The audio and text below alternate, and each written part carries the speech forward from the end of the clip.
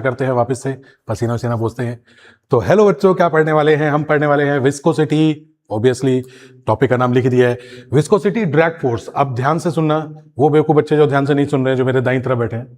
Drag force मतलब, सुनो बेटा, बात यह है कि एक तरफ होता है फ्रिक्शन और एक तरफ होता है लिक्विड फ्रिक्शन, या मैं यूं कहूं कि फ्लूइड फ्रिक्शन। तो वास्तव में ये जो विस्कोसिटी है ना, वास्तव में विस्कोसिटी क्या है, मैं यहां पे इसका इंट्रोडक्शन देता हूं। देखो, एक तो आप लोगों ने पढ़ा है बेटे फ्रिक्शन। अब तक हम लोग जो फ्रिक्शन बोलते थे, एक्चुअल वो किस में होता था? सॉलिड में ही होता था। तो सॉलिड्स का फ्रिक्शन जो है बेटे, उसको फ्रिक्शन कहते हैं। और मैं अगर मैं आपसे कहूं कि जी फ्लूइड फ्रिक्शन की बात करूं, तो फ्लूइड फ्रिक्शन को ही क्या कहते हैं? विस्कस फोर्स कह सकते हैं, ड्रैग फोर्स कह सकते हैं। ध्यान से देखना, सब कुछ बताएंगे बेटा। विस्कस फोर्स, ड्रैग फोर्स, ये सब कुछ जो है, और इस प्रॉपर्टी को हम कहेंगे विस्कोसिटी। तो ध्यान सुनो, अगर मैं एक लाइन में बताऊं तो जो सॉलिड्स के बीच में जो रिलेटिव मोशन को अपोज करता है, उसको अब हम फ्रिक्शन इन सॉलिड कहते हैं। तो अब तक हम जिसको फ्रिक्शन कह रहे थे, उसका पूरा नाम क्या है? Friction in solid. अब हम पढ़ेंगे फ्रिक्शन इन फ्लूइड्स। तो फ्लूइड्स में क्या होती है? फ्लूइड्स में भी होती है लेयर्स। तो वो वाला फ्रिक्शन क्या करता था जिसको अपनों ने पढ़ा था? हमने कहा था कि इट अपोजेज, किसको अपोज करता है? Relative motion between two bodies. तो मैं यूं कहूं कि अगर relative motion between two solid bodies, इसको जो रोकता है, उसको हम क्या कहते हैं? सॉलिड वाला फ्रिक्शन। तो relative velocity between two layers of a fluid, इसको जो रोकेगा उसको हम लोग क्या कहेंगे? लिक्विड फ्रिक्शन, फ्लूइड फ्रिक्शन, आसान भाषा में कहेंगे विस्कस फोर्स। और यही है विस्कोसिटी। तो विस्कोसिटी के बारे में सबसे पहली चीज आपने जानी कि विस्कोसिटी और उधर जो फ्रिक्शन है, दोनों का मतलब एक ही है। द ओनली डिफरेंस इज, वैसे तो दो तीन डिफरेंस है, मैं आपको बताऊंगा वन बाय वन, लेकिन आप ये समझ सकते हैं कि एक वो सॉलिड्स में रिलेटिव मोशन को रोकता है, तो वो सॉलिड फ्रिक्शन, और जो लिक्विड में या फ्लूइड में लेयर्स के बीच के रिलेटिव मोशन को रोकता है, उसको क्या कहते हैं अपने? विस्कोसिटी या विस्कस फोर्स। तो पहली बात तो जी वो भी फोर्स था, और ये भी हमारे पास क्या है? फोर्स। अब मैं विस्कोसिटी के बारे में बेटे दो तीन लाइनें लिख के जो है फॉर्मेलिटी पूरी करता हूं। सबसे पहले विस्कोसिटी होती क्या है? विस्कोसिटी मैं यूं लिख दूं, क्या लिखूं? यहां लिख देता हूं, हाँ। Force between two layers of a fluid which opposes relative motion। ये भी एक डेफिनेशन है, बिल्कुल। क्या मैं बोलूंगा? मैं बोलूंगा force between two layers of a fluid, fluid की जो लेयर्स है, विच ऑपोजेस रिलेटिव मोशन। तो ये भी सही है। मैं ये भी लिख सकता हूं, मैं ये भी लिख सकता हूं, प्रॉपर्टी ऑफ फ्लूइड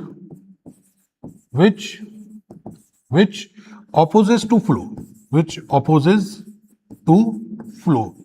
मैं कहता हूं जी फ्लूइड्स का या लिक्विड्स की वो प्रॉपर्टी जो उनको फ्लो होने से रोकती है, उसको भी विस्कोसिटी कहते हैं। बात बिल्कुल ठीक है।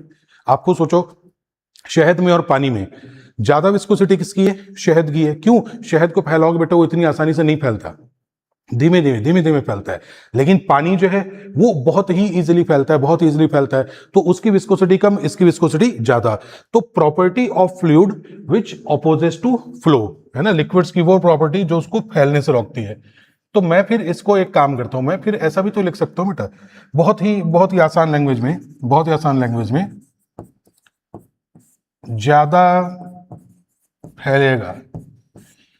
फैलेगा बेटा जी, तो विस्कोसिटी, या मैं FV यानी विस्कस फोर्स, तो मैं कह दूं जी ज्यादा फैलेगा तो विस्कोसिटी भी ज्यादा होगी। सॉरी उल्टा लिख दिया। ज्यादा फैलेगा तो विस्कोसिटी बेटे कम होगी। इसको थोड़ा मिटा देते हैं, इसको मिटा देते हैं, पूरा लिख देते हैं। अगर बेटे जी ज्यादा फैल रहा है तो उसकी विस्कोसिटी क्या हो जाएगी? कम। ठीक है। और उल्टा लिख दूं, मैं लिख दूं बेटे जी कि कम फैलेगा तो उसकी विस्कोसिटी क्या हो जाएगी? ज्यादा। मोर विस्कस लेस फ्लो, आसान भाषा में कह सकते हो। जितनी ज्यादा विस्कोसिटी होगी, फ्लो उतना कम। तो सबसे बेस्ट एग्जांपल वही है। आपको मैं एक बहुत छोटी सी बात बताता हूं बेटे, ये जो केचप वगैरह आता है ना, तो केचप में जो अपने वो कहते हैं ना कि जो सॉस वगैरह होती है, उसकी भी बाकायदा विस्कोसिटी चेक होती है कि वो कितना विस्कस होना चाहिए। ठीक है। इसलिए अब चूंकि मैं खाने पीने का बहुत शौकीन हूं, तो मैं खाने का बहुत शौकीन हूं, नोट पीने का। तो उसमें बताता हूं कि जो आप रेडी पर से जो चटनी उठाते हैं ना पॉलिथीन में, वो और एक जो प्रॉपर केचप या बढ़िया बॉटल आती है, दोनों की विस्कोसिटी चेक कीजिए। ज्यादा विस्कोसिटी किसकी मिलेगी? जो बॉटल वाली, जो मैं यूं कहूं कि ज्यादा महंगी सॉस है। और जो अपने को ठेले वगैरह पे पुड़िया में बांध के दे देते हैं, उसकी विस्कोसिटी क्या मिलेगी? कम मिलेगी। तो विस्कस फोर्स बेटे जितना ज्यादा फैल जाएगा विस्कोसिटी कम है, और जो कम फैलेगा उसकी विस्कोसिटी ज्यादा है। तो property of fluid which opposes to flow, ये भी बोल सकते हो, या फिर force between two layers of a fluid which opposes relative motion. तो कुल मिला के अपनों ने ये समझा कि भाई उधर हम सॉलिड फ्रिक्शन पढ़ते थे, इधर हम लिक्विड फ्रिक्शन या फ्लूइड फ्रिक्शन पढ़ेंगे। ठीक है। अब ये उससे कैसे अलग है, क्या है, तो मैं उससे पहले कुछ नीट के पॉइंट ऑफ व्यू से आपको बहुत जरूरी बात बताऊंगा बेटा, बहुत जरूरी बात।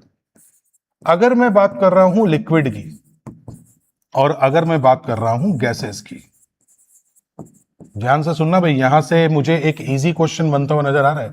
लिक्विड्स, लिक्विड में मोर डेंस, जितना डेंसर लिक्विड होगा, गाढ़ा लिक्विड, वो जल्दी फैलेगा या मुश्किल से फैलेगा?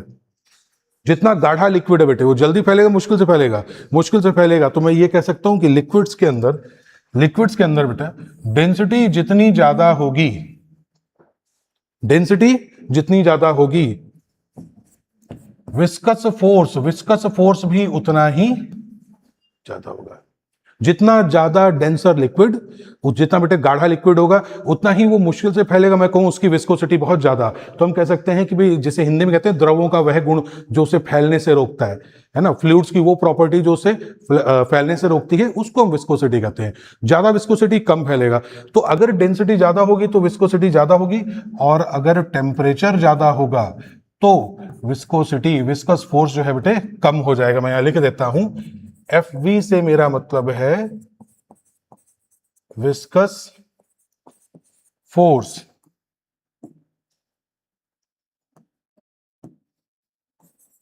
विस्कस फोर्स, ध्यान सुन बेटा, मोर डेंस लिक्विड मोर विस्कोसिटी। टेम्परेचर ज्यादा होते ही लिक्विड जो आप खुद सोचे, टेम्परेचर ज्यादा हो फैलने की कोशिश नहीं करेगा? करेगा। अब आप बोलेंगे सर इसमें नीट में इंपॉर्टेंट पॉइंट ऑफ व्यू से क्या है? ध्यान सुनना, गैसेस वाला इसका 100% अपोजिट है बेटा। तो इसका तरीका क्या होता है कि तुम लिक्विड वाला याद कर लो, गैस वाला उसका उल्टा कर दो। अब ध्यान सुनना, गैस वाले में अगर डेंसिटी बढ़ गई, लिक्विड, अब जैसे मान लो मुझे इसका आंसर करना है कि गैस में डेंसिटी बढ़ गई तो विस्कोसिटी कम हो गया ज्यादा, तो मैं कहूंगा छोड़ो उसको, मैं कहूंगा लिक्विड के बारे में सोचो। जितना ज्यादा डेंसर लिक्विड, उतना गाढ़ा लिक्विड, उसकी विस्कोसिटी उतनी ही ज्यादा। गैस में जस्ट अपोजिट बेटा, मोर डेंसर हो जाएगी तो विस्कोसिटी उतनी ही कम हो जाएगी।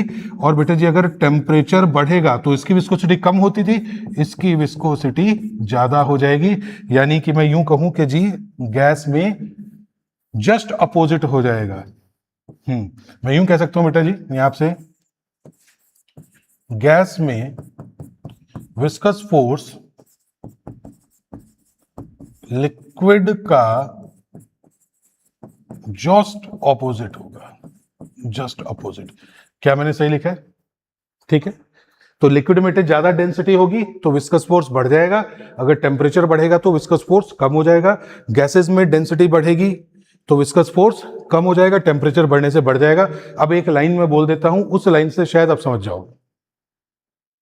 Slow moving gas is warmer and fast moving liquid is warmer. अब इस सेंटेंस से अगर आप सीख गए तो बेटा सीख गए। स्लो मूविंग गैस, अब क्या फूंक दो, एक तो ऐसे जितनी ज्यादा तेज जितनी ज्यादा बेटा, slow moving gas is warmer, warm है ना, और fast moving liquid is warmer. इस वजह से ये जो प्रॉपर्टीज आई है ये जस्ट अपोजिट हुई है। एक बार कमेंट सेक्शन लिख दो जल्दी से बेटा। बिल्कुल बिल्कुल ठीक है, कमेंट सेक्शन लिख दो बेटा। क्या बात समझ में आ गई कि स्लो मूविंग गैस वार्म होती है और फास्ट मूविंग लिक्विड वार्म होता है, इसलिए जस्ट अपोजिट। याद रखने का सबसे बेस्ट तरीका पता है क्या है? गैस वाले को याद ही मत रखो, लिक्विड वाले को याद रखो, क्योंकि लिक्विड वाला तो अपने को तुरंत ही समझ में आ जाएगा कि यार जितना गाढ़ा लिक्विड है, जितना डेंस है, उतना ही वो कम फैलेगा, मतलब विस्कोसिटी उतनी ही ज्यादा। और टेम्परेचर करने पे लिक्विड बॉयल होता है, फैलने की कोशिश करता है, विस्कोसिटी कम हो जाती है। तो लिक्विड वाला डायरेक्ट याद कर लो बेटा, गैस वाला जस्ट अपोजिट करो। पहले बताओ क्या ये बात क्लियर है एकदम अपने को? इसमें कोई दिक्कत वाली बात नहीं है, ठीक है। अब मैं इसका करूंगा बेटा जी कंपैरिजन। क्या करने जा रहा हूं मैं? कंपैरिजन कंपैरिजन ऑफ एफ यानी कि जी फ्रिक्शन किसका, सॉलिड का, एंड एफ वी यानी कि जी मैं इसको कहूंगा विस्कस फोर्स, ड्रैग फोर्स, या फिर मैं कहूंगा फ्रिक्शन बिटवीन, या चलो फ्रिक्शन इन लिक्विड कह देता हूं ना, बिटवीन द लेयर्स, बेटा ये भी तो बिटवीन ही होता है, फ्रिक्शन इन लिक्विड्स। चलो ध्यान पूरा यहाँ पे,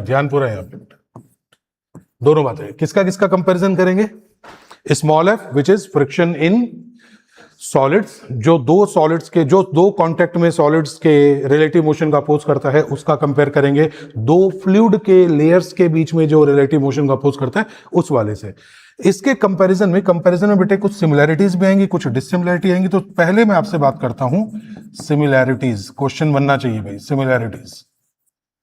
सिमिलैरिटीज में मैं क्या बोलूं बेटा, ध्यान से सुनो, सिमिलैरिटीज में क्या बोलूं, मैं लिख दूं एक तरफ अगर मैं कह दूं कि ये एफ है बेटे और एक तरफ एफ वी है, मैं बोल दूं जी resistive force,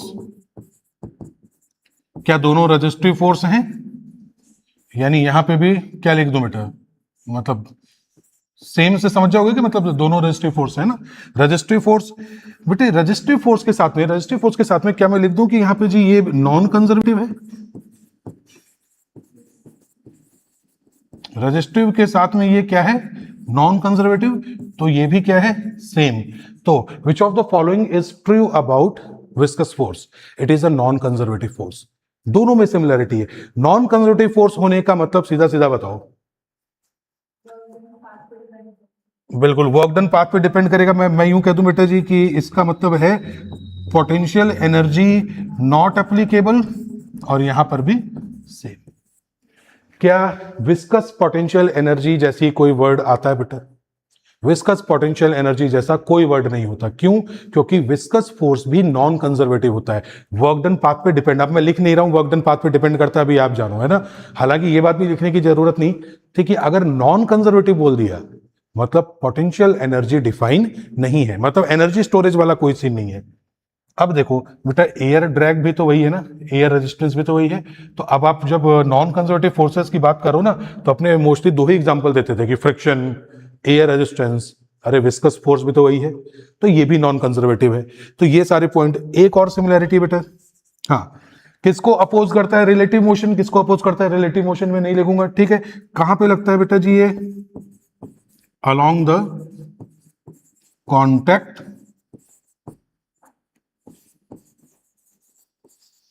surface, along the contact surface, ये वाला कहां लगता है बेटा, मतलब यहां पे लिख दूं कि सेम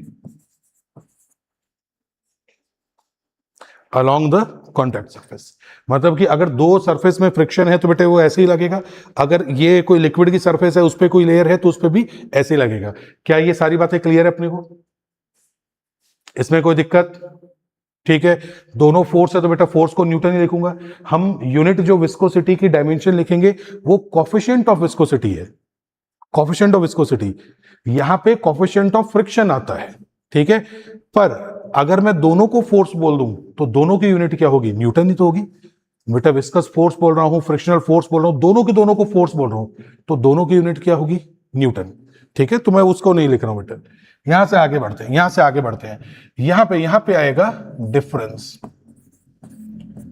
मोस्ट इंपॉर्टेंट है, यहां पे हम लोग पढ़ने जा रहे हैं difference, difference number one, F does not depend on area of contact. Easy question बनने की मैं पूरी यहां से उम्मीद रख रहा हूं बेटा। ये स्मॉल एफ मतलब कौन सा एफ, सॉलिड फ्रिक्शन, किस पे डिपेंड नहीं करता, एरिया ऑफ कॉन्टैक्ट, थोड़ा सा उसका भी रिवीजन हो जाएगा अपना, एरिया ऑफ कॉन्टैक्ट पे डिपेंड नहीं करता, लेकिन ये भाई साहब करते हैं, F viscous force depends on area of contact, viscous force depends on area of contact. अब यहां पे ट्रू फॉल्स का कोई क्वेश्चन बन के आ सकता है कि ये डिपेंड नहीं करता मगर ये करता है। दूसरी चीज एफ डजंट डिपेंड ऑन, ध्यान से सुनना बेटा, ऑन रिलेटिव वेलोसिटी, या फिर मैं यूं आसान भाषा में बेटा वेलोसिटी पे डिपेंड ही नहीं करता। लेकिन ये बेटे सीधा लिख दूं, क्या करता है समझ जाओगे। विस्कस फोर्स जो है रिलेटिव वेलोसिटी पे डिपेंड करता है। इसके कंपैरिजन में भी अगर एक थ्योरेटिकल बना देना, एक बढ़िया सा असर्शन रीजन कर दें, स्टेटमेंट का बना दें, तो बहुत ही अच्छा क्वेश्चन है। फ्रिक्शन का फ्रिक्शन आपका चेक हो जाएगा, विस्कस फोर्स का विस्कस फोर्स चेक हो जाएगा, फ्लूइड का भी क्वेश्चन हो जाएगा बेटा, उधर न्यूटोनियन मैकेनिक्स से भी आ जाएगा। तो इसका मतलब कि बताओ, ये एरिया ऑफ कॉन्टैक्ट पे डिपेंड नहीं करता बेटा, फ्रिक्शन एरिया ऑफ कॉन्टैक्ट पे डिपेंड नहीं करता, जबकि विस्कस फोर्स करता है। फ्रिक्शनल फोर्स रिलेटिव वेलोसिटी पे डिपेंड मगर वो करता है। अब एक चीज बताओ जिसपे ये डिपेंड करता है और ये नहीं करता। टेम्परेचर पे तो है ही बेटा। टेम्परेचर का देखो सही बताया तो टेम्परेचर से कुछ फर्क तो बेटा इस पे भी पड़ जाता होगा। अगर सरफेस सिकुड़ जाए, ठंडी सरफेस, तो वो अलग एक होता है ना कि क्योंकि बॉडी पे फर्क पड़ जाता है ना, बॉडी पे फर्क पड़ा तो म्यू पे फर्क पड़ गया। जैसे पाइप वगैरह है या कुछ भी है, टेम्परेचर बहुत कम करने से ज्यादा रिजिड हो जाती है, कई बार टेम्परेचर बढ़ने से थोड़ा सा स्मूथ होती है। तो अगर म्यू चेंज हो गया तो आंसर चेंज हो जाएगा, इसलिए इन्वॉल्व नहीं कर रहा। बाकी ये भी सोचने लायक एक बात है। इजी क्वेश्चन में अगर बिल्कुल इजी वे में पूछोगे तो सॉलिड वाला मैं कहूंगा डिपेंड नहीं करता मगर वो करता है। तो ये भी एक अच्छी चीज सोची। एक चीज जो मैं आपको बताना चाह रहा हूं बेटा जी, ये एफ डिपेंड्स ऑन एन। बताओ, बोलो।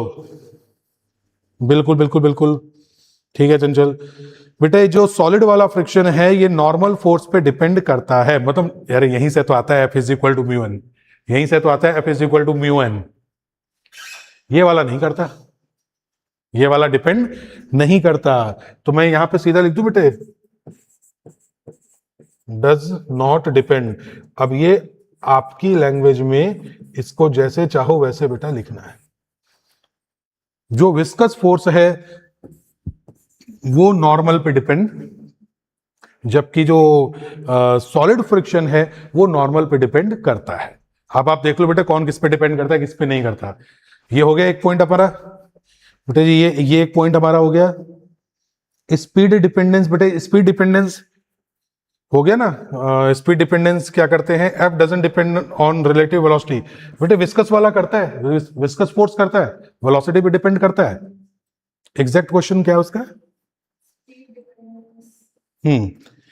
जो सॉलिड फ्रिक्शन वाला है, सॉलिड वाला है, वो सिर्फ नॉर्मल पे डिपेंड करता है, एरिया और स्पीड पे नहीं करता। लिक्विड फ्रिक्शन जो है यानी विस्कस फोर्स जो है वो एरिया पे डिपेंड करता है, वेलोसिटी पे भी डिपेंड करता है, मगर नॉर्मल पे डिपेंड नहीं करता। अब मैं सिर्फ और सिर्फ ये पढ़ाऊंगा, अब मैं सिर्फ और सिर्फ ये डिस्कस करूंगा, ठीक है। यहां से बेटे चीजें बन जाएंगी और अच्छी। चलो जल्दी से बात करते हैं। अब बेटा मैं जो बात करूंगा वो सीधा मैं F V and viscosity property की बात करूंगा। अब विस्कोसिटी प्रॉपर्टी की बात करने से पहले कुछ छोटे छोटे पॉइंट बेटे। Point number 1, velocity gradient. Velocity gradient. अब ये 11th क्लास नहीं है बेटा, नहीं मैं आपको स्टार्टिंग से बताता कि आप नाव में गए, नाव में आपने 4 चप्पू मारे, थोड़ी देर में नाव फिर क्यों रुक गई, फिर क्यों चप्पू मारने की जरूरत पड़ती है। अगर पानी रुका हुआ है तो क्या नाव परमानेंट ले जाएगा। 4 चप्पू मारे, आराम से सो गए और सीधा पहुंच गए, क्या ऐसा होता है, या नाव रुक जाएगी। कौन रोकेगा, जो जमीन पे रोकता है वो पानी में रोकेगा, जो जमीन पे रोकता है वो पानी में रोकेगा।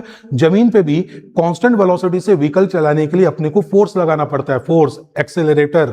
ये एक्सेलरेटर से अगर मेरे बेटे 40 की स्पीड से चलना है तो क्या एक्सेलरेटर छोड़ दोगे या 40 पे लाके आपको रोकना पड़ेगा बेटा, हाथ को रोकना पड़ेगा। मतलब आप फोर्स दे रहे हो कि नहीं दे रहे हो, और आपको लगे सर हम फोर्स नहीं दे रहे हैं तो हाथ छोड़ के देख लो, क्या 40 पे ही चलोगे, स्लो डाउन हो जाओगे बेटा और थोड़े टाइम में रुक भी जाओगे।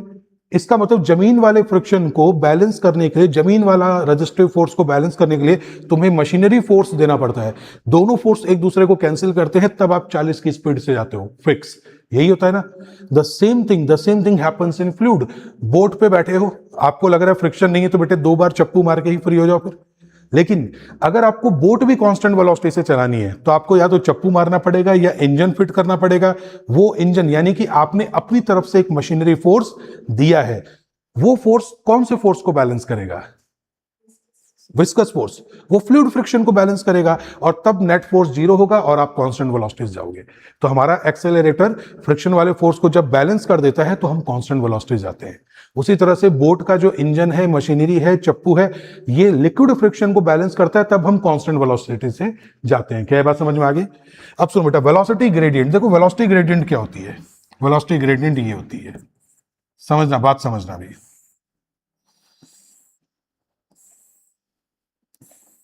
सुहानी बेटा, क्या बनाया है हमने? ये ड्राइंग, इसकी वेलोसिटी जीरो है बेटा, मैंने एरो जरूर बना दिया मगर वेलोसिटी जीरो है। इस पॉइंट का नाम होता है रिवर बेड।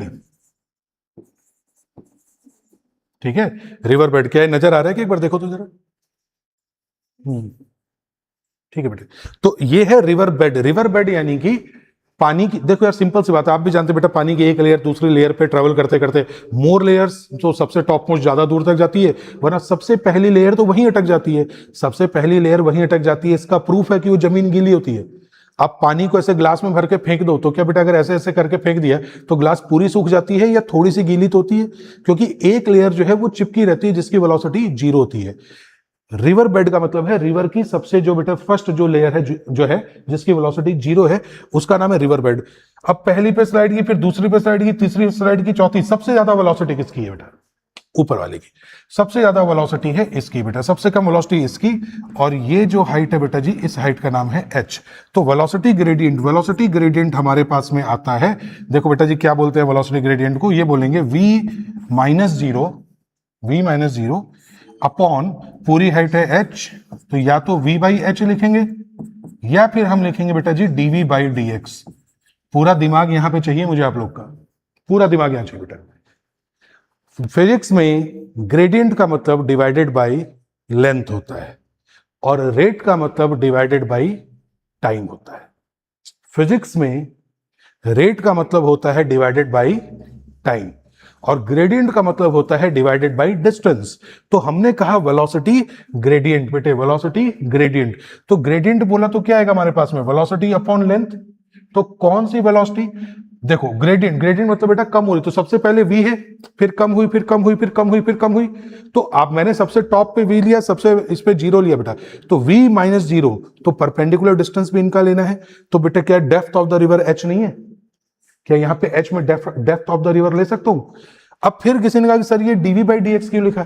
मैंने कहा बेटा dv बाई dx इसलिए लिखा, जरूरी थोड़ी है कि तुम सबसे ऊपर की लेयर और सबसे रिवर बेड में ही आंसर निकालोगे। भाई ऊपर से जरा सा नीचे वाली लेयर पे है तो भी तो वेलोसिटी कम हुआ। तो जरा सा नीचे मतलब जरा सा डिफरेंस, जरा सा बेटा चेंज, क्या इसी को डिफरेंशिएशन बोलते हैं। अब जरा सा चेंज करोगे तो ये वाली जो डेप्थ है ये भी तो जरा सी चेंज होगी। क्या मैंने इसी को dv बाई dx लिखा है? क्या इसी, बिल्कुल बिल्कुल बेटे, क्या इसी को dv बाई dx लिखा है? बिल्कुल मैंने, बिल्कुल। तो हमारे पास में जो वेलोसिटी ग्रेडियंट आता है बेटे, वेलोसिटी ग्रेडियंट आता है, मैं इस पेन से लिख देता हूं, वेलोसिटी ग्रेडियंट आता है, इस वेलोसिटी ग्रेडियंट का नाम होता है v बाई एच, या मैं इसको कह देता हूं dv बाई dx। ध्यान से सुन लेना, ध्यान से सुन लेना, ध्यान से सुने बेटा, ये x जो है ना, ये एक्चुअल में डेप्थ ऑफ रिवर पे जा रहा है। अब इससे पहले कि तुम कहो कि सर h क्यों नहीं है, मैंने कहा h ले लूंगा तो मैं फिक्स कर रहा हूं ना भाई। पानी की गहराई में जाने का मतलब ये थोड़ी कि पानी के बॉटम पे पहुंच गए। मैंने कहा कितनी गहराई पे, कितने डेप्थ पे ये हो जाएगा। मैं ये थोड़ी कह रहा हूं कि पूरा प्रशांत महासागर, पैसिफिक ओशियन के तुम मैरियाना ट्रेंच में ही घुस जाओ, नहीं। डेप्थ, तो डेप्थ मतलब डेप्थ कुछ भी हो सकती है। तो यहाँ पे x डेप्थ है और ये है मेरे पास वेलोसिटी ग्रेडियंट। इसकी यूनिट बताओ बेटा, यूनिट क्या होगी? वेलोसिटी ग्रेडियंट, मेरे हिसाब से यूनिट डायमेंशन पूछना चाहिए इसका। एक बार, कुछ नहीं, पानी में ले लूंगा। हाँ बेटे, वेलोसिटी ग्रेडियंट, बिल्कुल बिल्कुल बिल्कुल, वेलोसिटी अपॉन लेंथ। ग्रेडियंट मतलब डिवाइडेड बाय लेंथ, ठीक है। तो velocity metre per second divided by metre, metre से मीटर कैंसिल, क्या बोलेंगे? सेकंड इनवर्स, सेकंड इनवर्स, या मैं लिख दूं बेटा 1 अपॉन सेकंड। डायमेंशन क्या हो जाएगी बेटा जी? T-1। मेरे हिसाब से पता नहीं कैसे बच रहा है यार, डायमेंशन में इसको भी ले लो, वेलोसिटी ग्रेडियंट पता तो लगे इसकी डायमेंशन, इसको तुम कैपिटल जी के साथ मिला दो। नीट वालों से बोल रहा हूं, प्लैंक कांस्टेंट को भी फ्री करो। प्लैंक कांस्टेंट और कैपिटल जी से इतनी बार पूछ लिया उन्होंने। यूनिवर्सल ग्रेविटेशनल कांस्टेंट क्या होता है? Universal gravitational constant M capital G M-1 L3 T-2। अरे याद होना चाहिए, कैपिटल जी की डायमेंशन मत भूलो यार, नीट में चेक कर लो। उसके बाद सबसे ज्यादा परेशान किया प्लैंक कांस्टेंट को, तो वही है। अब उन डायमेंशन, हाँ स्ट्रेस भी पूछा है बीच में, स्ट्रेस की डायमेंशन भी पूछी बेटा आपसे पूछी है। यस, क्या बोलते हैं अपने ग्रेविटेशनल फील्ड इंटेंसिटी की पूछी है। तो मेरे हिसाब से वेलोसिटी ग्रेडियंट की पूछनी चाहिए, जो कि सेकंड इनवर्स होता है। सेकंड इनवर्स होता है, ठीक है बेटा, मीटर पर सेकंड अपॉन सेकंड, हाँ मीटर पर सेकंड अपॉन मीटर, तो ये आ जाएगा सेकंड इनवर्स। पहले बताओ ये बात सही है एकदम? ठीक है, चलो बेटा यहां से बढ़ते हैं आगे। तो अब हम पढ़ रहे हैं कि भाई अब इसका देखिए पढ़ने जा रहे हैं फॉर्मूला। ध्यान सुनना बेटा, टॉपिक बड़ा बढ़िया है, शायद इसीलिए कहते हैं भी क्वेश्चन आने का चांस यहीं से बहुत ज्यादा आता है। v इक्वल टू 0 और यहाँ पे है v, ठीक है। अब मैं आपसे पूछना चाह रहा हूं बेटा कि अब जो मेरा फोर्स ऑफ विस्कोसिटी है वो किस पे डिपेंड करेगा? एक तो बोला एरिया, दूसरा बोला dv/dx। क्या यही बोला था क्या? विस्कस फोर्स किस पे डिपेंड करता है? एरिया ऑफ कांटेक्ट और वेलोसिटी ग्रेडियंट बेटे। चलो डायरेक्टली प्रोपोर्शनल का साइन हटा और ये आया viscous force is equal to eta A dv/dx dv/dz।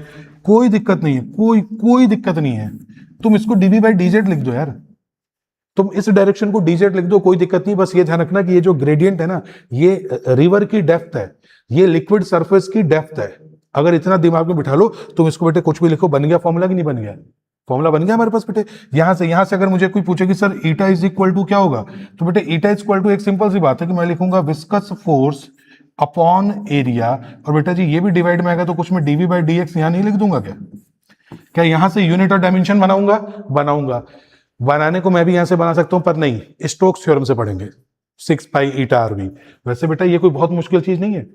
Force M1 L1 T-2, area L2 T-1। क्या यहां से भी ईटा की वैल्यू आ सकती है? बिल्कुल आ सकती है, डायमेंशन सब। लेकिन बेटा स्टोक्स थ्योरम का एक फॉर्मूला आएगा 6 पाई ईटा RV, और मैं चाहता हूं कि आप भी वहीं से करना, ठीक है। यहां पे इसकी यूनिट के बारे में एक बात करूं बेटा, इसकी यूनिट क्या होती है जी?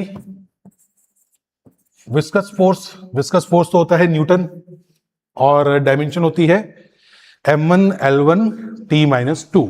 मैं पूछना चाह रहा हूं कोफिशिएंट ऑफ विस्कोसिटी की यूनिट क्या होती है? कोफिशिएंट ऑफ विस्कोसिटी की यूनिट बताओ। हाँ डायमेंशनली नहीं पूछ रहा हूं, वैसे जो यूनिट बोलते हैं। अब ऐसे तो तुम जूल को भी बेटे चेंज कर सकते हो।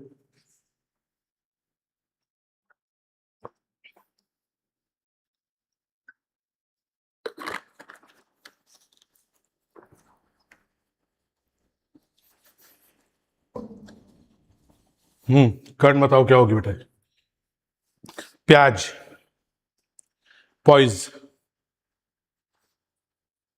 पॉइज लिखा है? अच्छा बेटा जी, इसमें बस एक ही चीज हो सकती है कि मैं स्पेलिंग गलत लिख दूं, बाकी बेटा इसकी यूनिट होती है पॉइज, ठीक है। अब इसकी स्पेलिंग चेक कर लेना बेटा ना, ये पॉइज वगैरह होती है। लेकिन बेटा ये जो पॉइज होती है, ये इसकी सीजीएस यूनिट होती है, ये सीजीएस यूनिट होती है पॉइज। तो इसकी एमकेएस यूनिट क्या होती है? सीजीएस पॉइज होती है, एमकेएस क्या होती है बेटा? ये होती है डेका पॉइज।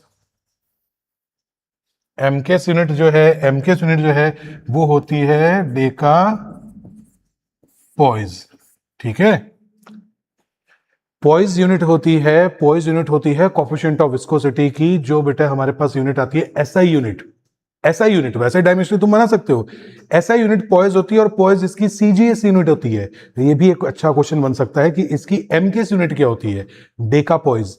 डेका पॉइज बोलते ही, डेका पॉइज बोलते ही, जल्दी बताओ बेटे जी, 1 डेका, डेका बोले तो 10,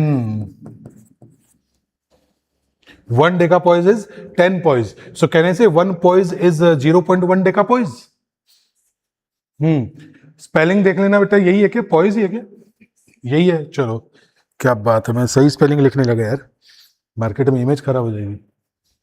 चलो ठीक है, बड़े बेटे यहां से आगे बढ़े, ठीक है बेटा, ये चेक कर लेना, ये चेक कर लेना, ईटा ए डीवी बाई डी एक्स। मुझे लगता है कि अगर फंसाएगा क्वेश्चन में तो यहां से ही फंसाएगा बेटा, ये 6 पाई ईटा आरवी दुनिया याद करके आ रही है, ठीक है। चलो यहां से बढ़ते हैं बेटा, यहां से मुझे बहुत बहुत सिंपल सिंपल से 2 क्वेश्चन मैं पूछ रहा हूं बेटा जी। यहां से मैंने कहा कि जी ये रिवर बेड है और यहां से तुम जा रहे हो एकदम बढ़िया एकदम, ठीक है। यहां पे आपको दे रखा है, यहां पे आपको दे रखा है पानी की गहराई है जी D, उस पानी पे एक बोट है, बोट में कर्ण बैठ के घूम रहा है आराम से, और कर्ण को लगा कि सर यहाँ फ्रिक्शन विक्शन तो होता नहीं, तो कर्ण ने चप्पू चला दिया, ठीक है बेटे। जो कांटेक्ट एरिया है वो कितना है, A। जब अपने पढ़ रहे थे ना कि बोट पे यहां से वहां जाता है, सेंटर ऑफ मास पे कोई फर्क नहीं पड़ता, सेंटर ऑफ मास वहीं पे है, वहां पे सही बताऊं तो विस्कस फोर्स साइड में बैठ के हंस रहा था, क्योंकि सही मायने में फ्रिक्शनल फोर्स तो लगी रहे ना बेटा, जब हम बोट को पीछे ढकेलते हैं तो फ्रिक्शन फोर्स। लेकिन हम लोग क्या पढ़ते हैं, आइडियल फ्लूइड। जरूर मैं क्या किसी बड़े शिप पे यहां से वहां चल जाऊं तो वो शिप पीछे खसक जाएगा क्या, अरे बेटा छोटी नाव की अलग बात है, विस्कस फोर्स भी तो है ना, तो फोर्स उसको रोक देगा, तो एक्सटर्नली नॉन कंजर्वेटिव फोर्स आ गया कि नहीं आ गया, है ना, तो वही बात है। लेकिन चलो इस पे कांटेक्ट एरिया A है, कोफिशिएंट ऑफ विस्कोसिटी ईटा है, तो मैं ये पूछना चाह रहा हूं, मैं बेटे आपसे पूछना चाह रहा हूं, what force is required to, बेटा वो रोविंग की स्पेलिंग होती है, रो करना, हाँ, to row the boat with constant velocity. Spelling गलत हुई तो तुम जिम्मेदार। चलो बोलो इसको कितना बेटा फोर्स चाहिए होगा, उस फोर्स में मैं चाहूं तो बेटे स्पीड ऑफ द चप्पू भी निकाल सकता हूं, चप्पू या मीटर जो भी है बेटा, कितनी स्पीड से चलाना पड़ेगा ये भी। तो बताओ भाई चंचल क्या आंसर आएगा बेटा, अब कोई इंसान बैठा है उसको कितने स्पीड से या कितना फोर्स लगाना पड़ेगा ताकि जो बोट है वो कांस्टेंट वेलोसिटी से जाए। एक छोटा सा क्वेश्चन बेटे और है आपके लिए, बिल्कुल आप लोगों ने इतना रिक्वेस्ट किया है तो एक और मैं आपके लिए बता देता हूं बेटा।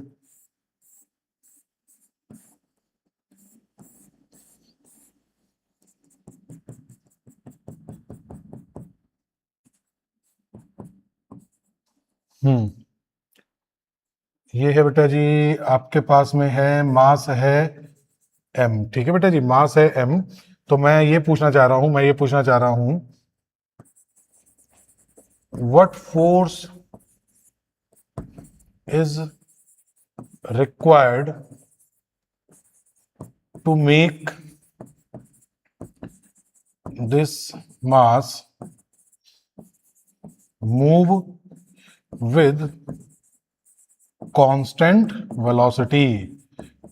वेलोसिटी, ठीक है। अब यहाँ पे येलो कलर में क्या है ये मैं बता देता हूँ बेटा, येलो कलर में क्या है, ऑयल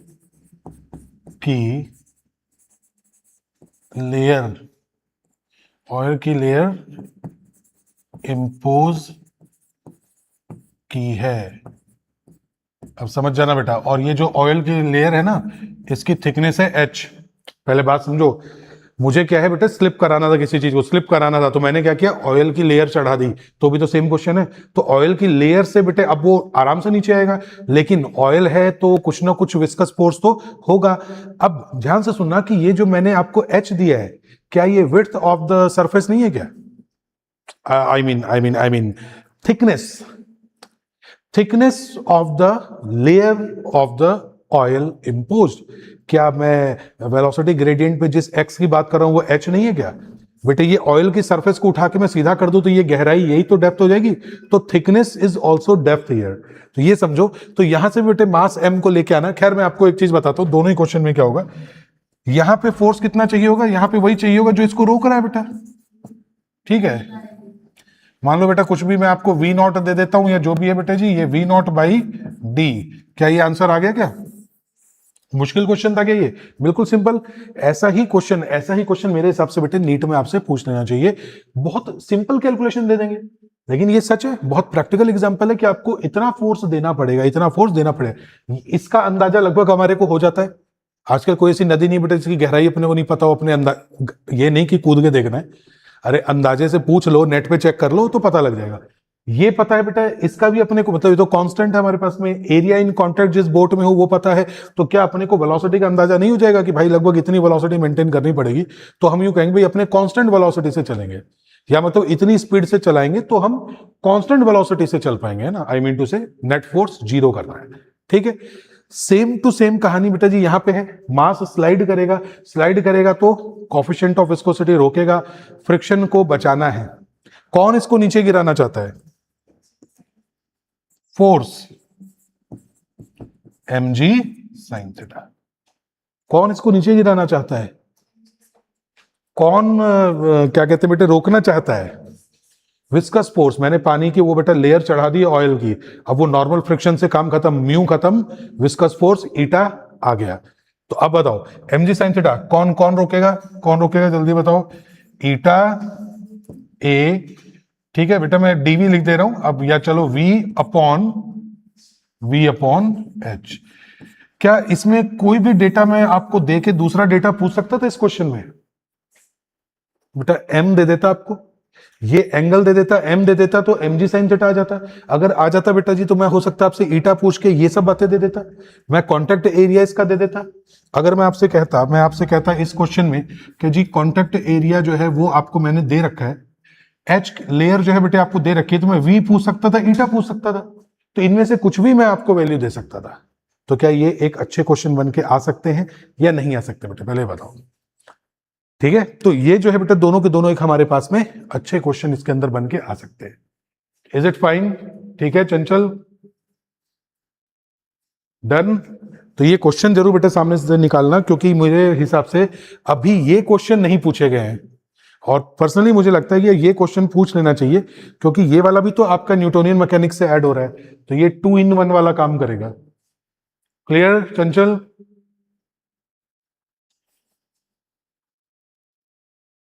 बोलो बेटा।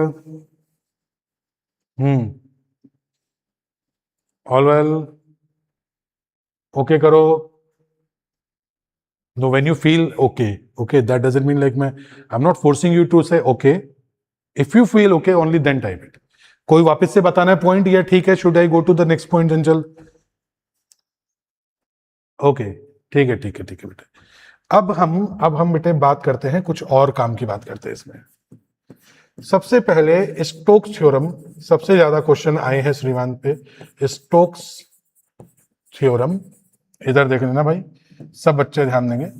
अभी तक नीट के पॉइंट ऑफ व्यू से सबसे ज्यादा इंपॉर्टेंट यही है बेटा, नीट या जेईई में जो कहूं बेटा मोस्टली क्वेश्चन इस पर आए हैं। स्टोक्स थ्योरम क्या कहता है? स्टोक्स थ्योरम क्या कहता है जी? सबसे पहले तो होना क्या चाहिए? स्फीयर। अब स्फीयर है तो जी रेडियस कितनी होगी जी? आर। किस पे लागू होती है? स्फीयर। तभी वो कहते हैं पानी की बूंद जो स्फीयर बेटे, स्फेरिकल ऑलमोस्ट स्फीयर। स्फीयर की रेडियस कितनी है? आर। किसमें गिरना चाहिए? Viscous medium. वैक्यूम में मत गिरा देना। अगर एक स्फीयर जिसकी रेडियस आर है विस्कस मीडियम में गिर रहा है, तो उस पर बेटा जो फोर्स लगेगा, या मैं यूं कहूं विस्कस फोर्स लगेगा, वो 6 पाई ईटा आर वी। बच्चों ये जो v है ये टर्मिनल वेलोसिटी भी हो सकता है, डिपेंड करेगा कि आप कितनी देर बाद वेलोसिटी की बात कर रहे हैं। ठीक है, तो 6 पाई ईटा आरवी मैं चाहता हूं डायमेंशन यहीं से निकालने। बेटा कोई डायमेंशन निकालना मुश्किल है क्या?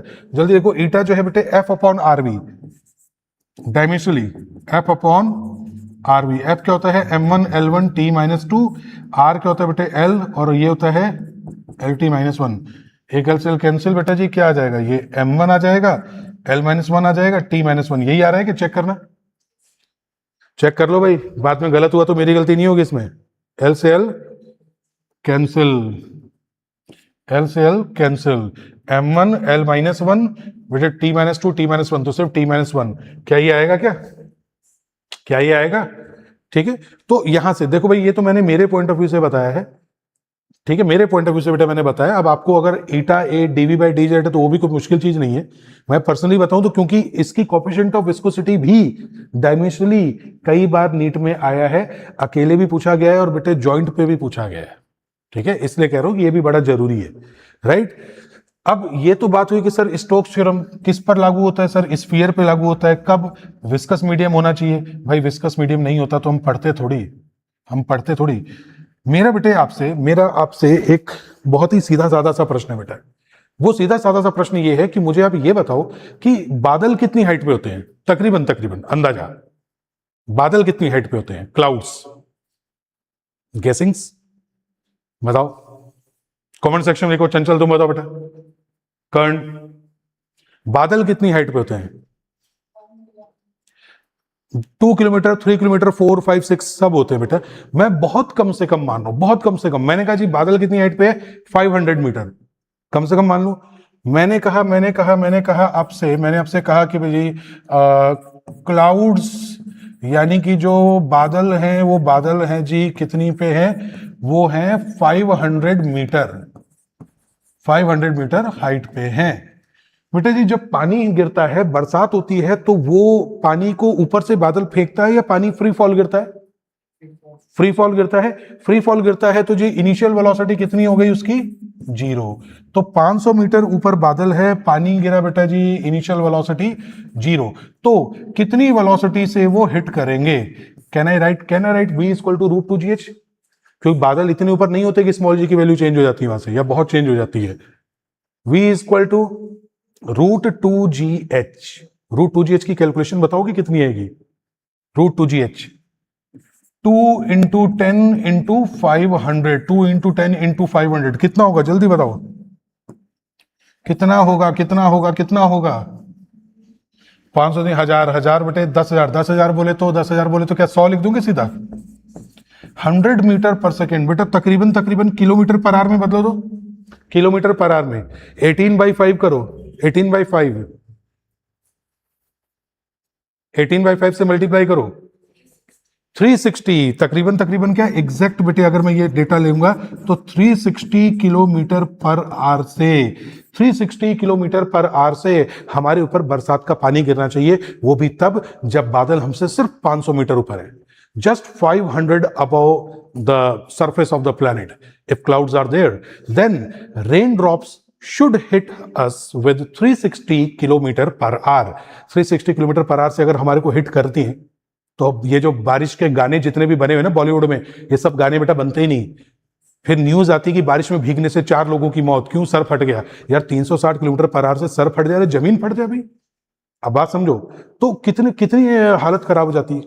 क्या आपको कॉन्सेप्ट समझ में आया बेटा, क्या ऐसा होता है, नहीं होता, बिल्कुल नहीं होता। अरे बादल 500 मीटर भी नहीं होता बेटा, 1 किलोमीटर 2 किलोमीटर इनसे ऊपर होता है। यानी सही बताऊं तो 1000 किलोमीटर पर आवर के हिसाब से भिड़ना चाहिए पानी हमसे, पर क्या वाटर ड्रॉप्स हमसे 1000 किलोमीटर पर आवर से हिट करती हैं हमारे को, नहीं करती। इसका मतलब कुछ तो गड़बड़ है। क्या गड़बड़ है, और कुछ। I am going to introduce the one and only terminal velocity, ठीक है। और ये सिर्फ इस पर नहीं, हम पर भी लागू करता है।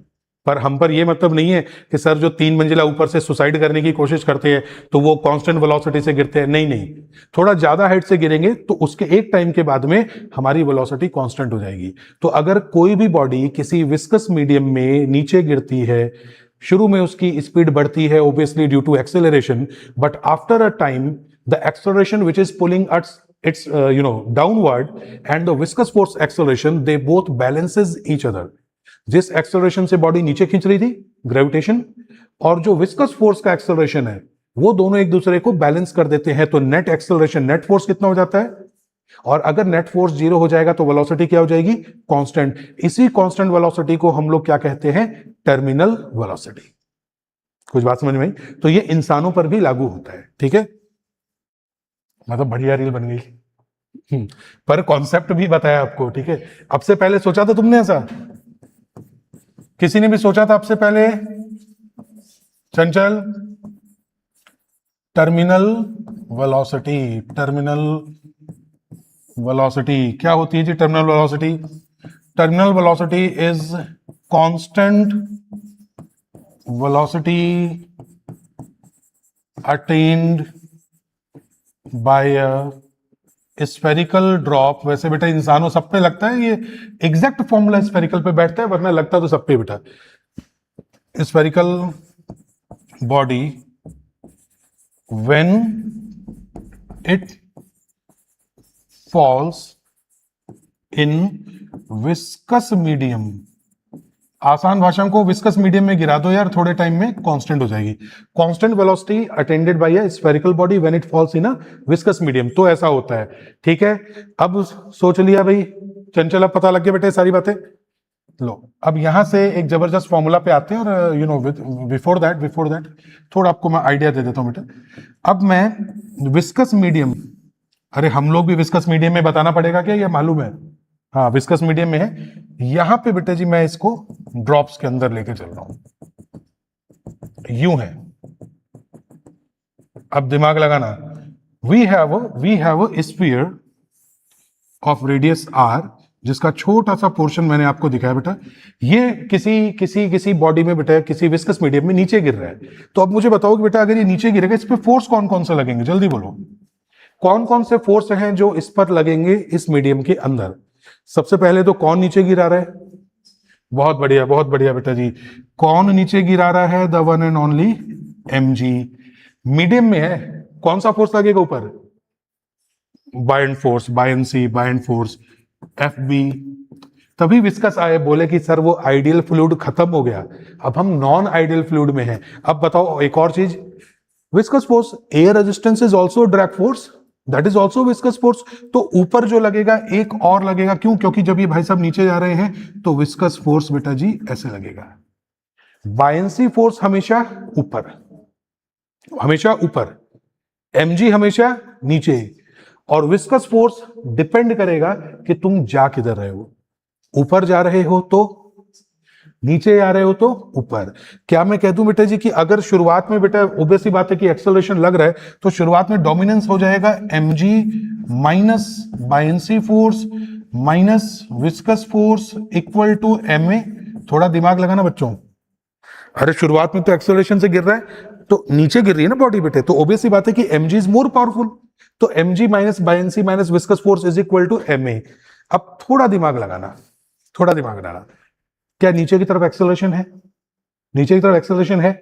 इस एक्सेलरेशन से वेलोसिटी बढ़ेगी 6 पाई ईटा आरवी के हिसाब से। अगर v बढ़ गया तो बायंसी फोर्स भी, विस्कस फोर्स भी बढ़ गया। बायंसी फोर्स तो रो जी एच, बात ही खत्म, पूरा डूबे हुए हैं, उसका कोई बेटा लेना देना ही नहीं, डेप्थ से कोई मतलब नहीं। आप सोचो जब बॉडी नीचे गिरेगी, जब बॉडी नीचे गिरेगी, यहां मैं लिख भी देता हूं बेटा, बॉडी नीचे गिरेगी, एक्सेलरेशन a लगेगा तो वेलोसिटी भी बढ़ेगी।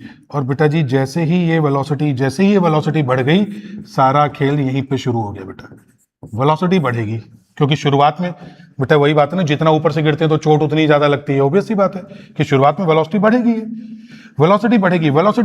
वेलोसिटी बढ़ेगी तो 6 पाई ईटा आर वी से, इसके हेल्प से बेटा, इसका मतलब कि अगर v बढ़ेगा तो क्या ये पूरी वैल्यू भी बढ़ेगी? भाई अब कॉमन सेंस लगा लो यार, मुझे सही मायने में सिर्फ फॉर्मूला बताना था, मैं पता नहीं क्यों पूरा बताने बैठ गया।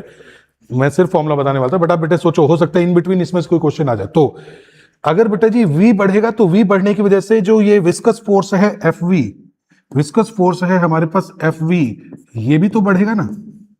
और अगर ये बढ़ेगा, अगर Fv बढ़ेगा यानी कि विस्कस फोर्स बढ़ेगा, तो बेटा जी इसकी वैल्यू बढ़ेगी, तो एक टाइम में इसको बैलेंस कर देगी कि नहीं कर देगी?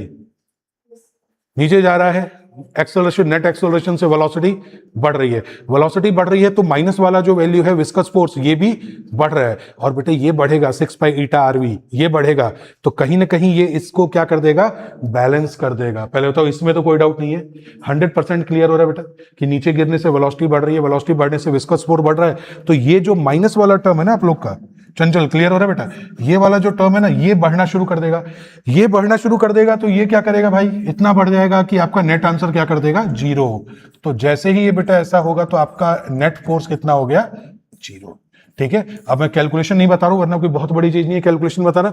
जैसे ही 0 हो गया तो फिर मैं क्या लिखूंगा बेटा, mg। अब जैसे ही 0 हो गया बेटा इनको इस साइड में ले आओ, मैं कह देता हूं mg minus buoyancy is equal to F we.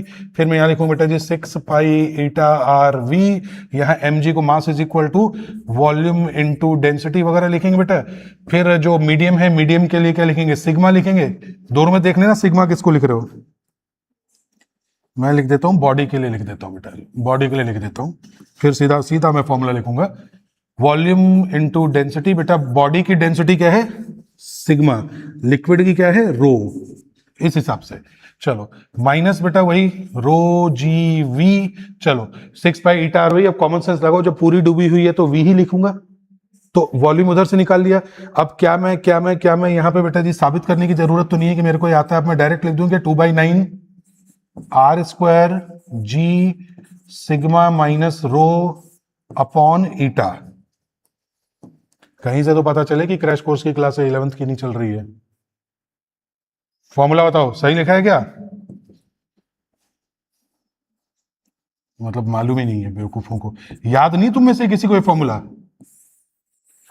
Terminal velocity बेटे, टर्मिनल वेलोसिटी का फॉर्मूला है ये, टर्मिनल वेलोसिटी।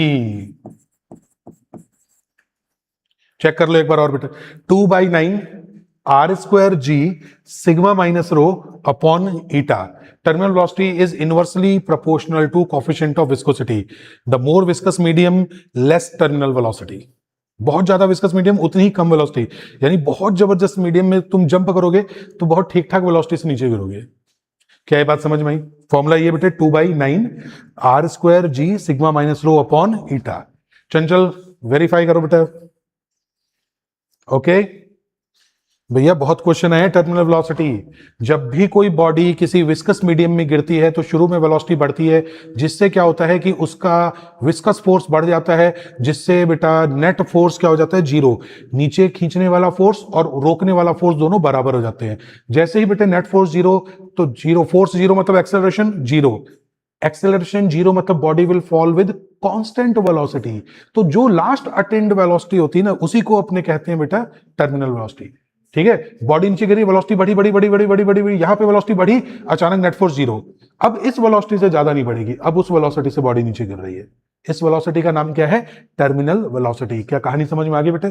टर्मिनल वेलोसिटी का फॉर्मूला मैं वापस अब आपके सामने लिखूंगा बेटा। जल्दी बोलो, कर्ण क्या फॉर्मूला बोला था बेटा, दोबारा बोल। क्या फॉर्मूला लिखा था मैंने, दोबारा बोल। हाँ फॉर्मूला बोल, दिमाग का है, सामने ही है। क्या लिखा था जल्दी बता, कांस्टेंट बता दे क्या था। 2/9 are square ji sigma minus rho upon eta. बेटा सीख ले, ये तुझे पेपर देना है, मुझे याद नहीं है तो मैं तो पूरा डेरिवेशन करके फिर से सॉल्व कर लूंगा, तुम लोग को याद होना चाहिए ये, दिमाग यहां रखो बेटा। अब मैं इसमें कुछ कुछ पॉइंट बता रहा हूं कि एग्जाम में कैसे कैसे क्वेश्चन आए हैं बेटा। एक तो terminal velocity is inversely proportional to coefficient of viscosity. Clear बेटे? Terminal velocity is directly proportional to radius of the body square. ठीक है, and terminal velocity is directly proportional to sigma minus rho. ठीक है बेटा, क्या लिखते हैं इसको, सिग्मा माइनस रो। सिग्मा यहां पे क्या है, सिग्मा है बॉडी की डेंसिटी, और बेटे रो क्या है, रो क्या है, लिक्विड या फ्लूइड की डेंसिटी, लिक्विड की या फ्लूइड की डेंसिटी। अब मेरा सवाल आपसे ये आता है बेटा जी कि ध्यान से देखना भाई क्या लिखने जा रहा हूं। क्वेश्चन मेरा ये है, if sigma is greater than rho, if sigma is greater than rho, that simply means density of body is greater than density of liquid. डूबने वाले की डेंसिटी डुबाने वाले से ज्यादा है तो VT पॉजिटिव होगा या नेगेटिव होगा? कर्ण बेटे, डूबने वाले की डेंसिटी डुबाने वाले से ज्यादा है, टर्मिनल वेलोसिटी पॉजिटिव की नेगेटिव? टर्मिनल वेलोसिटी क्या आ जाएगी? पॉजिटिव। चंचल बेटा, ठीक है। अगर मैं कह दूं कि ये बड़ा है बेटे, ये छोटा है, तो ऑब्वियस सी बात है कि VT पॉजिटिव। तो इसका मतलब ये हुआ कि टर्मिनल वेलोसिटी पॉजिटिव, इसका मतलब कि बॉडी नीचे गिरेगी, बॉडी नीचे गिरेगी। पर मुझे एक बात का जवाब दो कि अगर इसका उल्टा लिख दें तो if sigma is less than rho, अभी बोलो sigma is less than rho, अभी बोलो बेटे, टर्मिनल वेलोसिटी पॉजिटिव कि negative? Negative, negative, negative, terminal velocity negative. जैसे ही नेगेटिव हो गई बेटा, बताओ क्या लिखें? बॉडी, बॉडी, बताओ टर्मिनल वेलोसिटी नेगेटिव, बॉडी कहां जाएगी बेटे?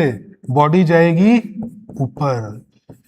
टर्मिनल वेलोसिटी नेगेटिव मतलब बॉडी कहां जाएगी? ऊपर। अब बताओ, जो आप बेटा वो बबल्स निकालते हो ना, वो बबल्स ऊपर क्यों जाते हैं? दुनिया भर की सारी चीजें बेटा नीचे जाती हैं ड्यू टू ग्रेविटी, तो बबल्स पे ग्रेविटी काम नहीं करती क्या? ऐसा क्यों होता है कि बबल्स जो बेटा सीधा ऊपर जाते हैं? और सही बताऊं तो अगर यहां पर भी बहुत विस्कस बढ़ जाए ना, तो हम लोग बेटा ऊपर ट्रैवल करेंगे। अजी नीचे प्रेशर ज्यादा है, ऊपर प्रेशर कम है, हम ऊपर जाएंगे आराम से। ये लग बात है कि ऊपर जाके फूट जाएंगे थोड़ी देर में, प्रेशर कम हो गया ना तो ब्लड बाहर आ जाएगा बॉडी का। खैर, टर्मिनल वेलोसिटी नेगेटिव, तो फिर क्या होगा? बबल्स या जो भी बॉडी है बेटे ऊपर जाएगी, तो बबल्स के ऊपर जाने का रीजन यही है। नीट में मैं एक सिंपल क्वेश्चन एक्सपेक्ट कर रहा हूं, व्हाई बबल्स गो अपवर्ड, या रीजन क्या है? और 4 ऑप्शन में करेक्ट आंसर होगा नेगेटिव टर्मिनल वेलोसिटी। ठीक है, नेगेटिव टर्मिनल वेलोसिटी। बाकी बेटे, बाकी सबकी डेंसिटी जो है वो मीडियम से बेटे ज्यादा होती है। ठीक है, क्या ये बात क्लियर है? क्या यहां से हम छोटे मोटे ग्राफ, चंचल बेटे कुछ डाउट पूछना इसमें, जल्दी बोलो फटाफट। You want to ask any doubt? Clear है यहां पे? यहां तक क्लियर है बेटा? लिख दो जल्दी। सारा टाइम एक ही चैप्टर पढ़ाने में चला जाता है। कुछ तो बेटा वो रैंडम एरर आ जाती है ना, पहले वही काम नहीं करता, माइक वगैरह।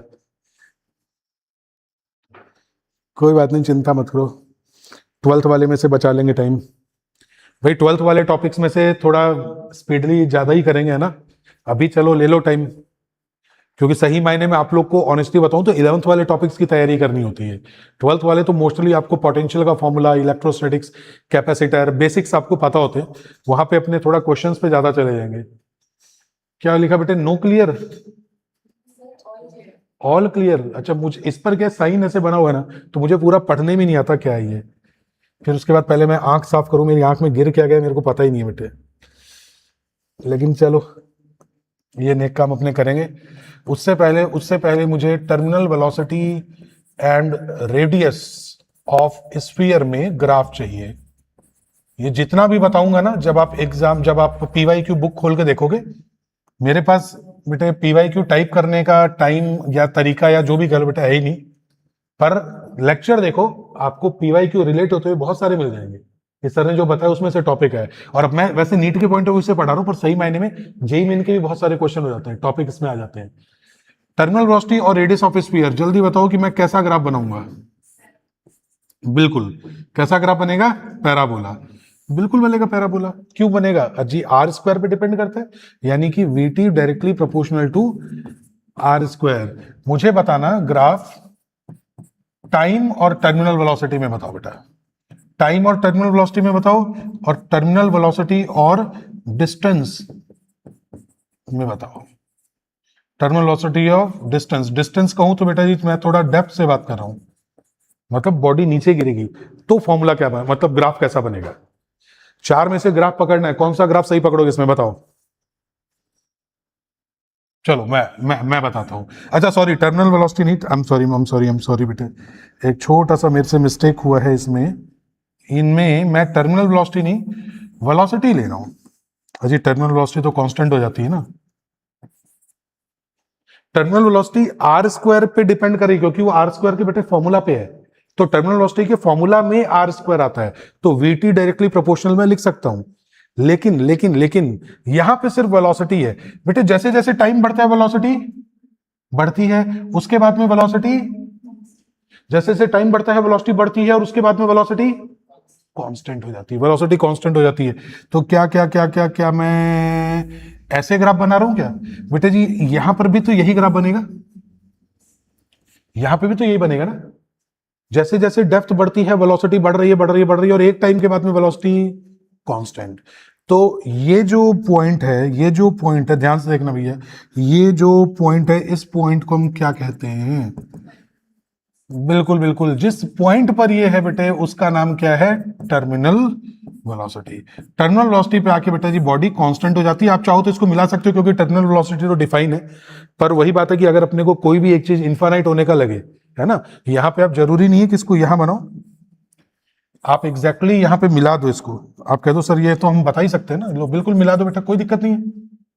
एक फिक्स टाइम के बाद में टर्मिनल वेलोसिटी अटेन हो गई, तो ऐसा थोड़ी कि इनफाइनाइट वाला केस है, यहां मिला सकते हो। कुल मिला के समझ गए बेटा इसमें ग्राफ कैसे कैसे आते हैं? तो ये ग्राफ हो गए, ये फॉर्मूला हो गए, इस तरीके से विस्कोसिटी की चीजें हो गई।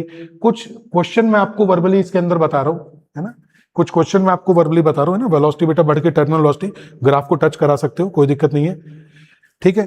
तो वो क्वेश्चन जो है, वो क्वेश्चन जो है बेटा वो ये है कि अगर मैं आपको कहूं बेटा जी ये टर्मिनल वेलोसिटी में हीट सप्लाइड का क्वेश्चन बने, तो मुझे आप ये बताएं कि जी फोर्स जो होता है वो होता है 6 पाई eta R V. P for power, power होता है रेट ऑफ वर्क डन। बेटे कैसी वर्क डन से ही हीट आ रही है, हीट एनर्जी। तो मुझे बताओ क्या मैं इस पावर को एफ डॉट वी भी लिख सकता हूं? समझना भाई, बिल्कुल दिमाग लगा लेना, क्वेश्चन पीवाई क्यू है ये वाला आपका। पावर आपका क्या है? एफ डॉट वी, पावर है एफ डॉट वी। पावर को डब्ल्यू अपॉन टी कर दो, इस टी को उधर के इधर मल्टीप्लाई कर दो। तो अब मुझे आप ये बताइए कि अब अगर मैं इसके क्वेश्चन को सॉल्व करने बैठूं तो बेटा जी ये जो हीट सप्लाइड है ये क्या कहते हैं, रेडियस के कौन से पावर के डायरेक्टली प्रोपोर्शनल होगी? एक बार वो पीवाईक्यू वाली बुक देना मेरे को यार, उसमें वो टर्मिनल वेलोसिटी वाला टॉपिक निकालो, 2018 का क्वेश्चन निकालो जल्दी से, 2018 का क्वेश्चन निकालो बेटा जल्दी से।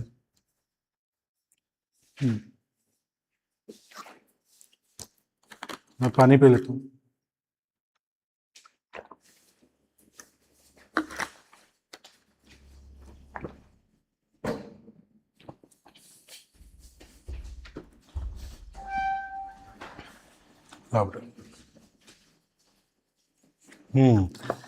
A small sphere of radius r falls from rest in a viscous fluid.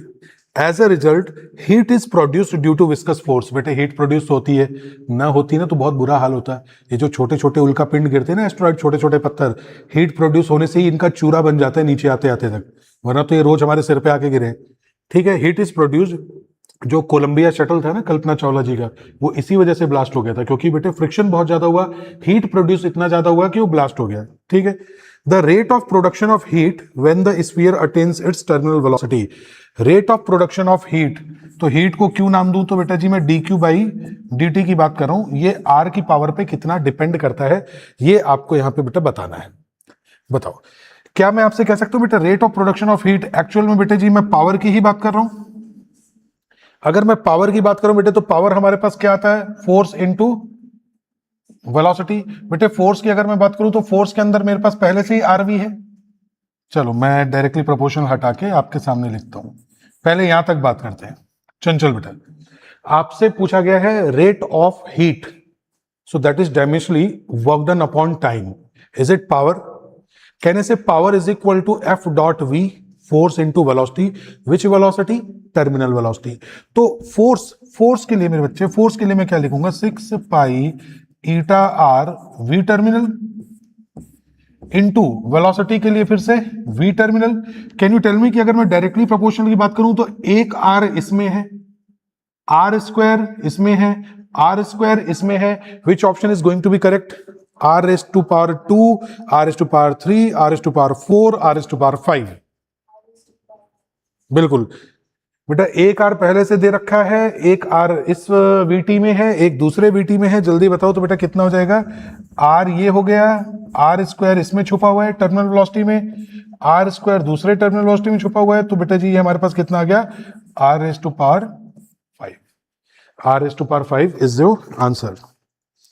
ठीक है, ओके। क्वेश्चन भाई थोड़ा सा मैंने क्यों बेटा टाइम लेके इसको पढ़ा है, क्योंकि क्वेश्चन की प्रोबेबिलिटी बहुत ज्यादा है, right.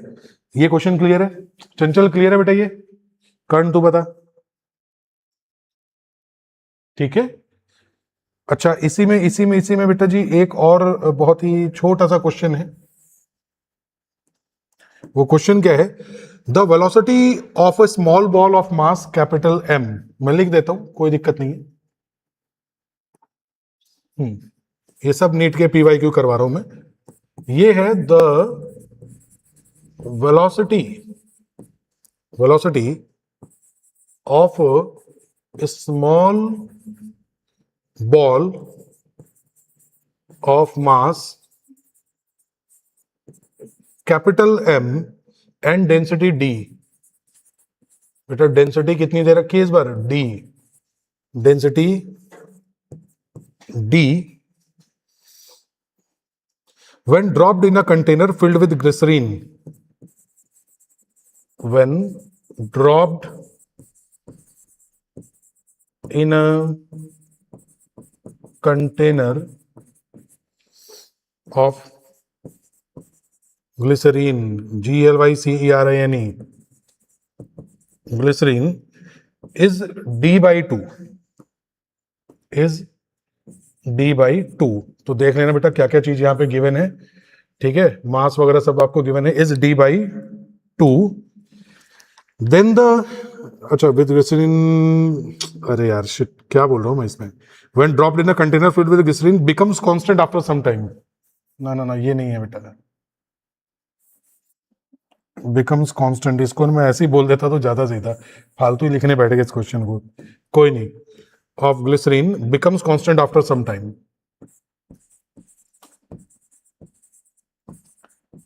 becomes constant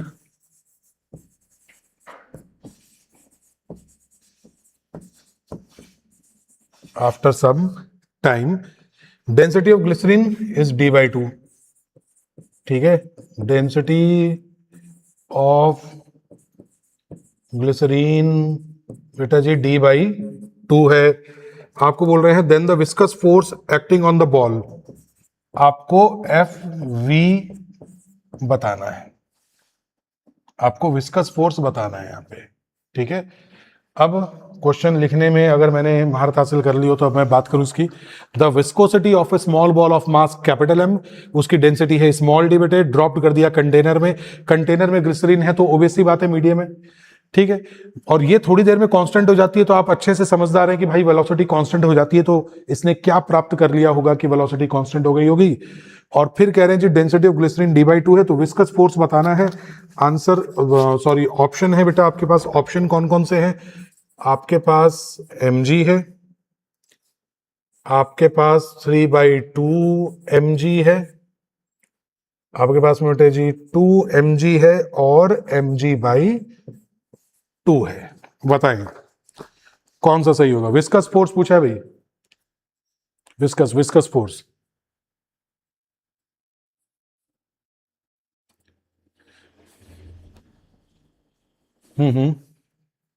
viscous force का क्या आंसर होगा। अच्छा आप खुद सोचो कि वेलोसिटी कांस्टेंट हो गई तो नेट फोर्स कितना हो गया, 0। बेटे नेट फोर्स 0 हो गया तो नीचे गिराने वाला फोर्स बताओ। अच्छा तुम बताओ सुहानी क्या आएगा, तुम लोग सोचो पहले, तुम्हारा सोचना जरूरी है बेटा। चंचल बेटे आप बताओ, पहले तुम दिमाग लगा लो, मुझे तो हर साल ही पढ़ाना है ये। दिमाग लगाया, सॉल्व कर रही हो भी, अच्छा मेरे को एक बात का जवाब दो, क्या इसने कांस्टेंट वेलोसिटी अटेन कर ली है क्या। तो मुझे विस्कस फोर्स 3 फोर्स थे, आपको डायरेक्ट फॉर्मूला लिखवाना मैं सोच के आया था कि 2/9 वाला लिखवाऊंगा, लेकिन थोड़ा बहुत डेरिवेशन बताया था ना। अगर वेलोसिटी कांस्टेंट हो गई, कर्ण बेटा सुन ले यार, अगर वेलोसिटी कांस्टेंट हो गई नेट फोर्स कितना हो गया, 0। नेट फोर्स 0 हो गया तो नीचे वाला फोर्स इज इक्वल टू ऊपर वाला फोर्स। क्या मैं कह सकता हूं बेटा जी नीचे वाला तो mg है, इक्वल टू बेटे जी बायंसी फोर्स और क्या नाम से प्लस विस्कस फोर्स। क्या यही है क्या क्वेश्चन? यही है ना, पूछा गया है विस्कस। तो विस्कस पूछा तो बायंसी को इधर ले आओ, mg minus F buoyancy is equal to F viscous. ये आंसर है, लेकिन तभी पता लगा कि यार ये तो ऑप्शन में ही नहीं है। मैंने कहा कोई बात नहीं, mg में चेंज करते हैं। बायंसी फोर्स को कुछ mg में चेंज करो तो मालूम है बेटा जी। बायंसी होता है पूरा डूबा हुआ है यार, रो जी वी। बायंसी बायंसी डुबाने वाले का, डुबाने वाले की डेंसिटी, डुबाने वाले की डेंसिटी, डुबाने वाले की डेंसिटी d/2 इंटू जी, पूरा डूबा हुआ है वी, पूरा डूबा हुआ है वी। यही होगा बेटा। आपको नहीं लगता कि ये जो mg है, ये जो mg है, इस mg को mass is equal to volume into density, mass is equal to volume into density. डूबने वाले की डेंसिटी बेटा जी कितनी है? देखो वॉल्यूम तो v है, डेंसिटी d है, तो क्या मैं इसको vdg नहीं लिख सकता क्या? तो vdg को मैं mg लिख सकता हूं, vdg को mg लिख सकता हूं, तो क्या बायंसी mg/2 हो गया? क्या बायंसी mg/2 हो गया? बायंसी mg/2 हो गया तो mg माइनस बायंसी, यानी कि बेटा जी फिर आंसर में mg माइनस mg/2 कितना हो गया? mg/2। क्या यही विस्कस फोर्स है? क्या यही विस्कस फोर्स है बेटा? लो चेक कर लो इसको फटाफट, क्योंकि एरर का तो चांस ही नहीं रखने देते हैं। यही विस्कस फोर्स है। बोलो चंचल, पता लगा बेटा कैसे किया सॉल्व? इस क्वेश्चन में बेटा जी, इस क्वेश्चन में कर लो चेक कर लो पहले बेटा, वेरीफाई कर लो।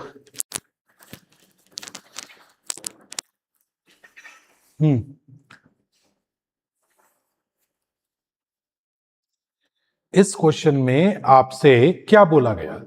इन्होंने बड़ी चालाकी से आपसे पूरा डेरिवेशन का नॉलेज चेक कर लिया कि क्या आपको पूरा डेरिवेशन आता भी है या नहीं आता है। ठीक है, तो बेटे पूरा डेरिवेशन आने के लिए क्या हुआ कि हमने कहा कि भाई mg नीचे खींचता है, बायंसी ऊपर फेंकता है, और विस्कस फोर्स लगता है कि आप जा किधर रहे हो। तो ओबियसली बात है, मोस्टली बेटे नीचे गिरने का क्वेश्चन आता है तो विस्कस फोर्स भी ऊपर लगता है। इन्होंने इस क्वेश्चन में पूछा कि भाई साहब हमें तो विस्कस फोर्स चाहिए, और थोड़ी सी ट्रिक बता दी। क्यों? अगर ये नहीं कहते कि जी अटेंड कर लिया है टर्मिनल वेलोसिटी, तो मैं कैसे मानता कि नीचे का फोर्स इज इक्वल टू ऊपर का फोर्स। पर इन्होंने क्वेश्चन की किसी न किसी लाइन में आपको बता दिया है कि it becomes constant, velocity becomes constant, मतलब बेटे after dropping that, after some time it attains constant velocity. Constant velocity means net force, net force zero. इसका मतलब नीचे ले जाने वाला फोर्स इक्वल टू ऊपर वाला फोर्स। मैंने नीचे वाला फोर्स mg और ऊपर वाला फोर्स जो है बायंसी प्लस विस्कस को एक साथ लिख दिया। क्या ये क्लियर है एकदम? ठीक है, फिर मैंने कहा कि यार इन्होंने मुझसे विस्कस फोर्स पूछा है, तो ऑब्वियसली बात है कि mg minus buoyancy is the answer, mg minus buoyant force is the answer. फिर मैंने देखा कि नहीं, इनको तो सारे आंसर mg में चाहिए, तभी समझ गया कि यार ये बायंसी फोर्स भी चेक करवा रहा है। इसलिए क्वेश्चन बहुत बढ़िया है कि ये बायंट फोर्स, आर्किमिडीज प्रिंसिपल भी चेक करवा रहा है, लॉ ऑफ फ्लोटेशन वो भी चेक करवा रहा है। अब बायंसी फोर्स कैसे निकालेंगे भाई? रो जी वी जितना डूबा हुआ है, फुल बॉडी डूबी हुई है, तो ओबियसली बात है कि उसका अपना density into G into V. अब डुबाने वाले की डेंसिटी शायद इसमें दे रखी है d/2, तो बेटे जी क्या बायंसी फोर्स को मैं d/2 नहीं लिखूंगा? रो जी वी, रो की जगह लिखूंगा d/2 जी और वी फुल बॉडी। ठीक है, फिर मैंने देखा कि इसको mg बनाना है, तो मैंने फिर mg को भी देखा कि भाई उसको कैसे लिख सकते हैं। तो mg वाले की डेंसिटी कितनी है बेटा? d। तो यहां पर भी लिख दो mass is equal to volume into density. तो हमने mg को भी डेंसिटी में तोड़ा, तो पता लगा कि vd को m लिख सकते हैं, vd को m लिख सकते हैं। तो मैंने क्या किया कि इस vd को m लिख दिया, mg/2 आया। फिर इन्होंने तो विस्कस फोर्स पूछा है, mg माइनस बायंसी, तो मैंने विस्कस फोर्स पूछा, तो बेटा मैंने क्या लिखा? mg minus buoyancy force which is mg/2। तो आंसर आ गया mg/2। पहले बताओ क्या ये बात सच है, मतलब सही है बेटा? क्लियर? तो चलो हम टॉपिक को खत्म कर रहे हैं। चंचल ओके बेटा, क्लियर है? फाइन।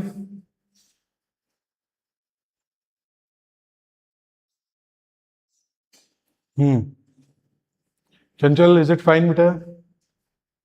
ठीक है।